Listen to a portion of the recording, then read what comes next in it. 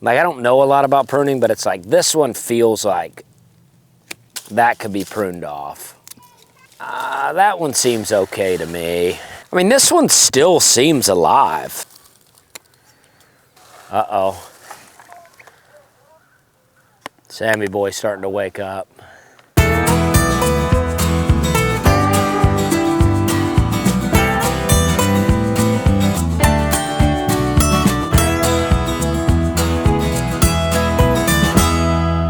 Oh yeah, this is a pink lady apple tree here.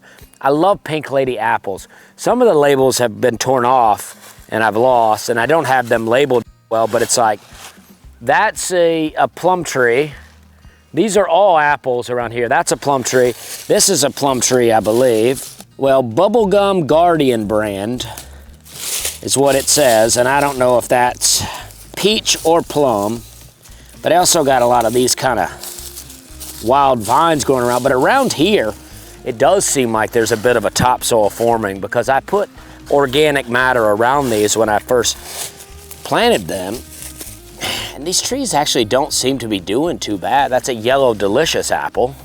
This one has really been rubbed by the deer. This one could be dead. These seem very brittle. But the tree itself still seems to have some elasticity to it. Elasticity. I don't know though. I'm not gonna cut it down, but I still don't understand. The deer have an entire forest out here, and they gotta come rub up on the smallest tree. But I mean, these were not very tall trees when I planted them, so there is some growth happening. Just not a lot. All hope may be lost with this one. But let's see, you know? But this is the kind of thing where when I'm pruning, you know, in the swales, I would just want to drop this right in there. So over time, this would break down and feed the tree. But all around the base of these trees, there does seem to be, at least up there, like, you know, straw and leaves. There's a bit of a layer here. So it's almost breaking down like a little bit of soil, which is, you know, really what we want. And it's moist under there. So maybe they are getting some water. So yeah, I mean, we may have some life to these trees after all. And maybe in the end we go, hey, we didn't really need to make any swales, really. We could have just left it alone. But what fun is that?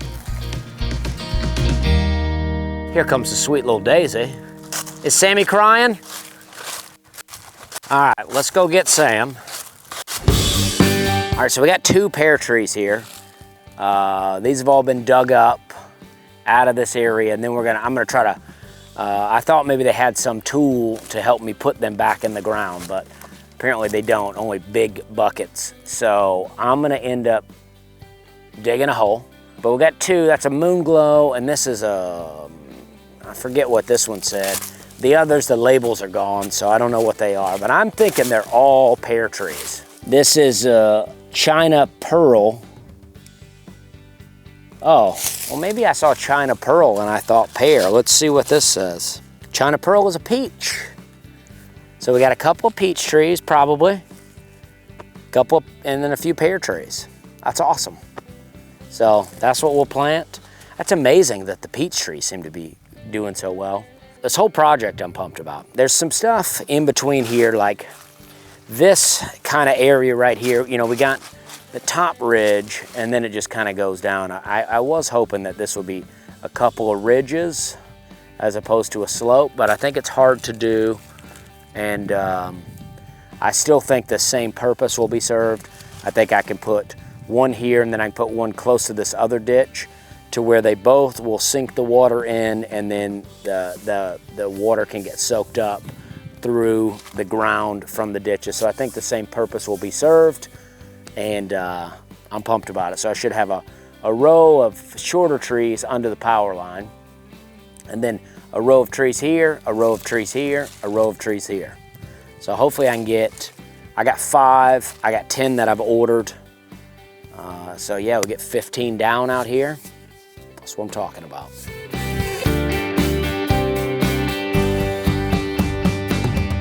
Our first hole, I think I'm gonna go right here for the swale. To begin, this is it.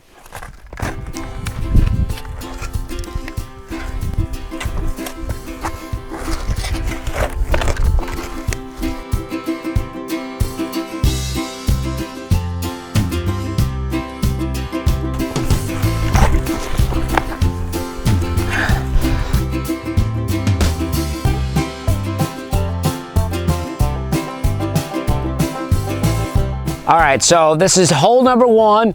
I just dug hole number 1. I'm gonna try to go for the tree with the biggest root ball here because we dug all these up. I don't know if this one's big enough for the giant root ball here or if I can even carry it, but okay,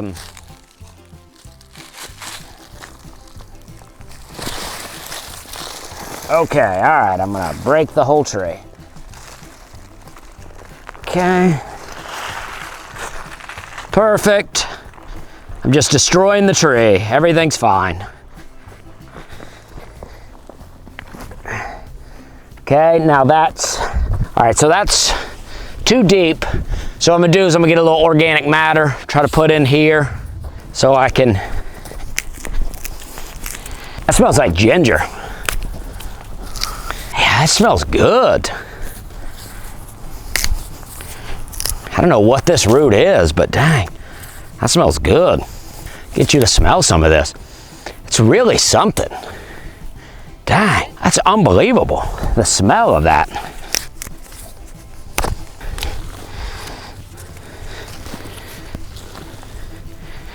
Okay.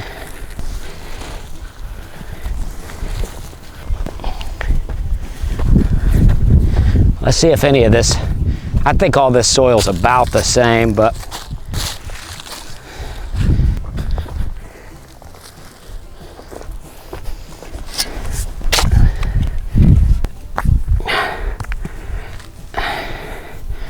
the great thing is, even though this dirt was really packed in here, it is nowhere near as hard as that day the last time we came out here and planted. It was after you pushed down those other trees. All right, tree number 1 in the ground. 4 more to go. All right, so it rained last night and I'm out here putting out grass seed and hay. But as you can see, there's water in both of the swales. This one has a little more water. Maybe that's because it's higher and the rain came, or maybe it's because yesterday I put water in there when I was testing out the drain to see if it works, and it does work. When we originally got this land, there was really no flat land at all. We had a little bit of a flat area, and that's why we chose to put the foundation here. But then this slope over here just came all the way down right up with the foundation.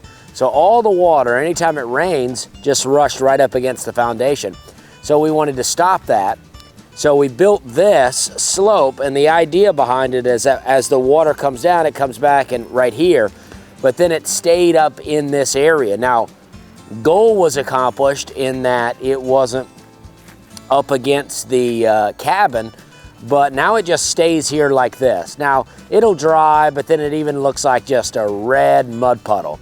So what we're gonna do, we got this little drainage ditch thing right here, and we're gonna bury this and then hook the drain pipe in, and we're gonna bury that, about right here, and then underground we're gonna run this pipe, and it'll go all along here for about 50 feet, I think. And then where it comes out will be about the swale. So the hope is all the rain comes down here, it comes here, and then it all gathers, goes into the drain, boom, into the swale, help to water the trees. That's the plan. And it does work. But now I'm out here trying to put grass seed down and then put this hay down. I've got hay on 2 of the banks. I'm putting some ryegrass down. Hopefully it will grow somewhat in the winter and not make this a absolute muddy mess like it is right now. I fell trying to push a spreader out here. My spreader over there, I'm just using a little mini spreader, and it looks like it's been in the, some kind of mud bog. My shoes are covered with mud and hay, but this is what I want to do. I'm having a good time out here, and I'll report back once I have all the hay down, but so far I think it looks pretty good. It's going to turn out to be a great swale. It's going to be a good project. Okay, I did it. I got 10 bags or 10 bales of straw out. That's how I look. All over the hill. This is my boots. That's my spreader. Got a lot of seed out, a lot of straw. And now, let's just hope it grows. It's not perfect, but there is a lot of hay out here. I got all 5 trees out on this hill right here, this one. And then up here on the bank, I got hay. There's 9 bales of hay on the swales. Then there's another bale up where the drain was at. So we got the swales built. I got grass seed down in December, but it's ryegrass. And they say ryegrass will grow in the wintertime. And we got a fresh driveway. Now we're locking up and we're heading out. Okay, so you can see back here, some grass grew. Look at that, little winter grass. It's about 40 degrees out here. I got grass growing, and I'm gonna walk through and check out the swales and check out the trees and see what's happening out here. Sorry. It's my first experience with swales, so I don't necessarily know what's supposed to be happening, but I will show you what is happening. You can see that it is holding water, which is what I want. That's the whole idea, that this water runs down from the rain and the snow, and then instead of just rushing right off the hill, it's now trapped. And then, my tree is sitting right here, and I put leaves around it and other things, other kind of mulch around the trees. I don't have enough mulch for the whole hill, but the idea is that this water will stay in here and then water these trees, and it'll soak it up rather than it just running off and getting all dry and hard.